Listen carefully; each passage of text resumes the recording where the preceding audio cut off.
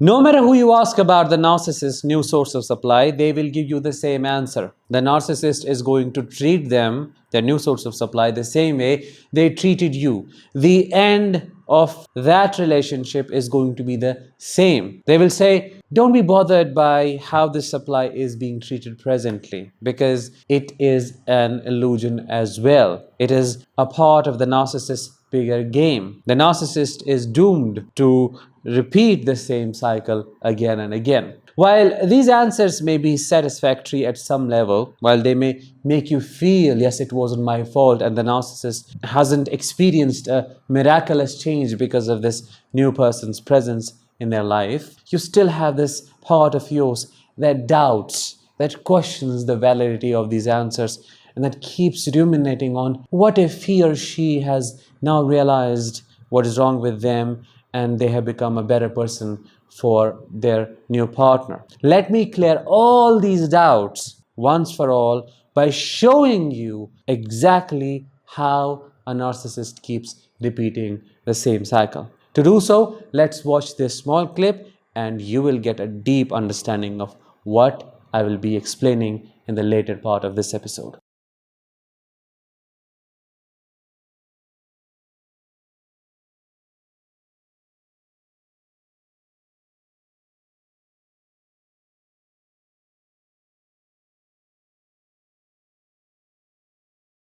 Narcissists follow the same script over and over again with different sources of supply.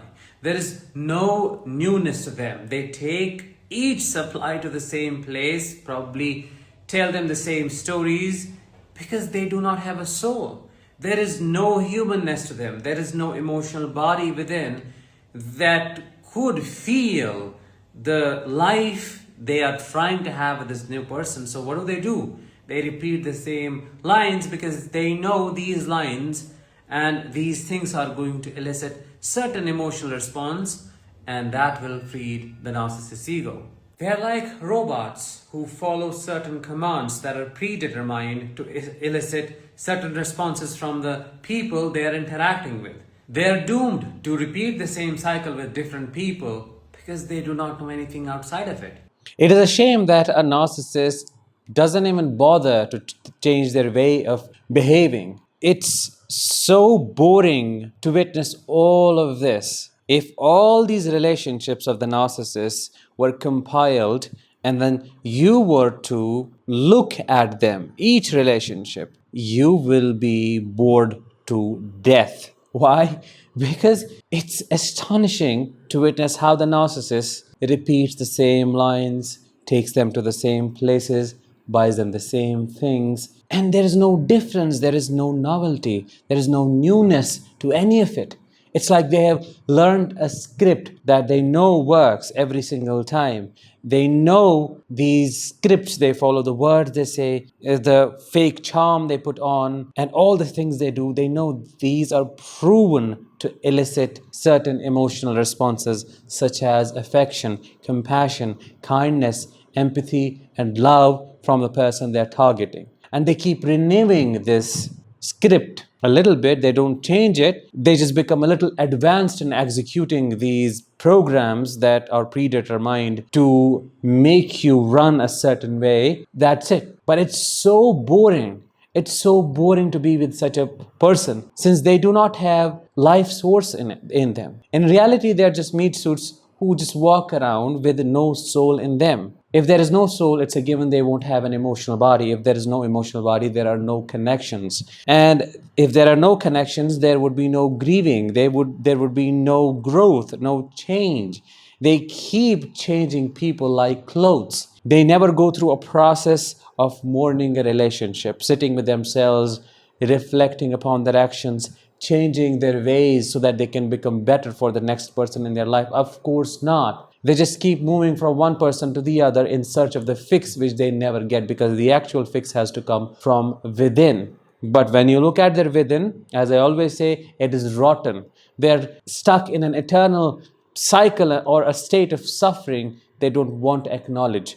They just keep suppressing it, avoiding it, running away from it by moving from one person to the other which basically ends up being a futile attempt, as at the end of their life, they are forced to face what they avoided all along their life. I would like to compare their narcissism with rabies. It might sound weird, but let me explain how. So, when you get bitten by a rabid animal, you have 10 days on an average, 30 to 90 days for this rabies virus to replicate itself and to reach your central nervous system. In these 30 to 90 days, you do not have any symptoms. You're fine, you're fit, nothing is changing. It doesn't show its presence, but it gives you the time to get vaccinated, to take all the precautionary measures so that you stop this virus from reaching your brain. But then, when the symptoms appear, the game is done. There is no point of return from there. The same thing happens with the narcissist. When their virus of narcissism shows up, when they hit narcissistic collapse, when they become old, when all their ways of dominating others, belittling others, establishing power, they're all gone, all the defenses come down, and their core narcissistic self is left vulnerable, they're doomed. And they do not come back from that collapse. Those who hit collapse, I would say. An example of that is my own grandfather, the main big malignant psychopathic narcissist who's struggling and suffering every single day of his life. Now, since he would terrify the animals passing by whenever he used to leave his house and just go to places. That is what he used to say himself. He said that once to me. I don't know what has happened to me. Why can't I do what I used to do? When the obvious thing was, you have become old, and everybody who becomes old loses physical strength.